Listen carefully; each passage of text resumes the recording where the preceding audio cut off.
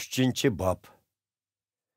Biz sizlarning xabaringlarni olamay, taxtimiz qamganda, o'zimiz Afini shardi yolg'iz kelib, oldinglarga qerindishimiz ham Xudo yo'lda biz bilan billa Ayso Masih haqidagi xush xabarni taqtiyotgan xizmatchimiz Timotini avatishni qaror qildik. Bizning uni avatishimizdagi maqsadimiz sizlarning ko'z oldinglardagi qiyinchiliklar sababidan e'tiqodinglarning ta'rinib qolmasligi hamda sizlarni rag'batlantirish va e'tiqodinglarni kuchaytirishdir. Bizning cho'qim qiyinchilikqa uchraydiganligimizmi sizlarga ma'lum. Biz sizlar bilan birga bo'lgan vaqtimizda hammamizning qiyinchiliklarga uchraydiganligimizni sizlarga oldin ola aytgan edik. Amaliyotmi deganimizdek bo'ldi. Shu sababdan taqtim taq bo'lib, e'tiqodinglarning zodi qanday ekanligini bilish uchun Timotini yeninglarga avatgan edim. Men shaytonning sizlarni ozdirishi va buning bilan bizning sizlarga sungdirgan ajrimizning bekorga ketishidan ansirgan edim.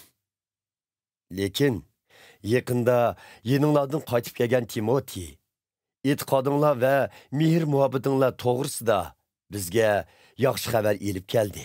U sizlarning bizni har doim xursandlik bilan eslab turadiganliginglarni, xuddi bizning sizlarni ko'gimiz kelgandek, sizlarningmi bizni ko'ginglar kelganligini aytdi. Qarindoshlar, sizlarning e'tiqodinglar bo'shashmabdi. Mushundaq jafo mushaqqat va qiyinchiliklar ichida turgan biz buningdan cho'ng ilhom oldik. Chunki Rabbimizga bo'lgan e'tiqodinglar mustahkam bo'lganligi uchun biz haqiqatan yangi boshdan ruhlandik. Sizlar uchun xushallikqa cho'mdik. Bundaq ahvolda biz Xudoning oldida sizlar uchun qandoqmi tashakkur etmay tura olamiz.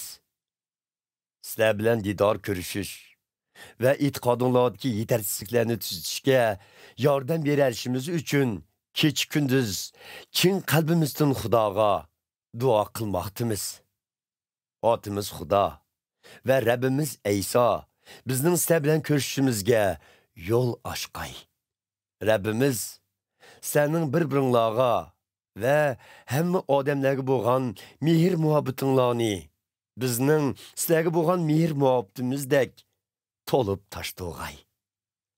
Hem shu orqali Rabbimiz Ayso o'ziga mansub bo'lgan barliq muqaddas xalqi bilan birga qaytib kelganida sizlarning otimiz Xudoning oldida aybsiz va pok bo'lishinglar uchun irodanglarni mustahkam qilg'ay.